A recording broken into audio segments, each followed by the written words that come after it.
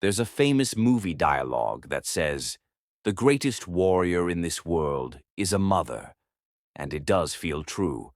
Only a mother can fight against the whole world to protect her children. She does everything for her children that no one else can do. But is every mother like that? Your answer might be yes. But we claim that once you watch this video till the end, your opinion will change. Today's story, and much more horrifying than that, crosses the limits of what a mother's cruelty can be. So, what is the full story of this mind-numbing house of horror? To know that, stay till the end of the video. Before today, you might never have seen or heard of such a terrifying incident. Well, before we move ahead, subscribe to the Storyline channel and press the bell icon to get updates about the latest videos. Friends, this entire story is from the biggest city of Michigan State, USA, Detroit. In the eastern part of this city lived a woman named Mitchelle Blair. This woman had 4 children.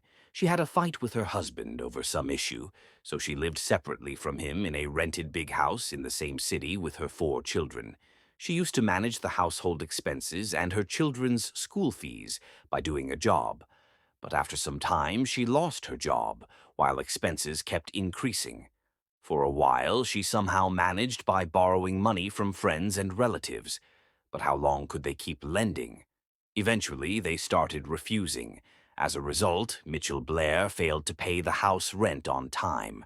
Months went by, but she still couldn't pay.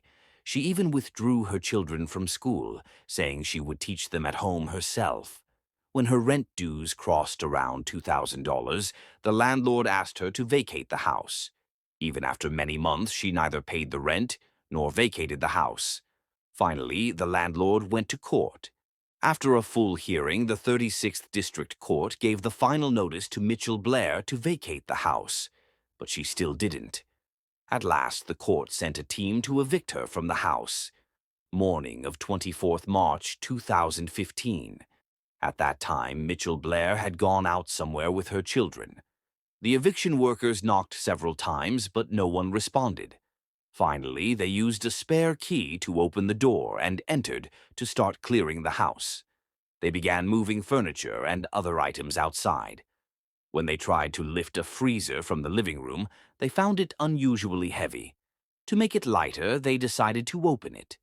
When they opened the freezer, they saw it was completely filled with ice. So, they started removing the ice, thinking it would lighten up the freezer. As they cleared some of the ice, they noticed a large plastic bag underneath. They quickly removed the ice completely, took out the bag, and opened it. The moment they opened it, everyone present froze in horror.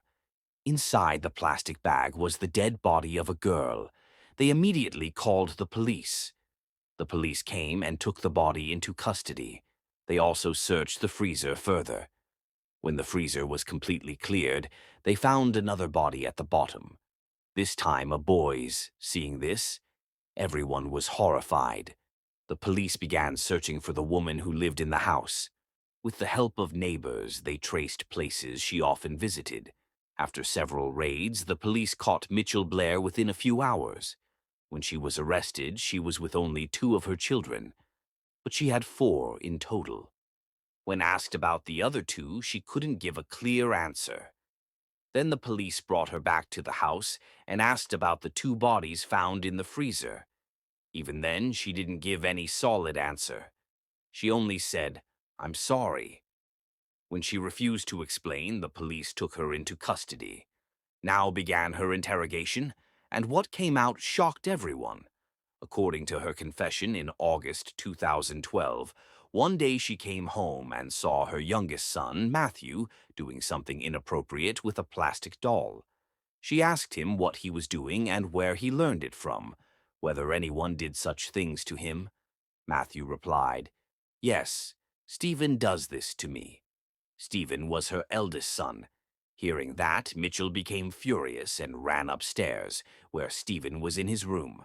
She asked him directly, "Did you do this to your brother Matthew?"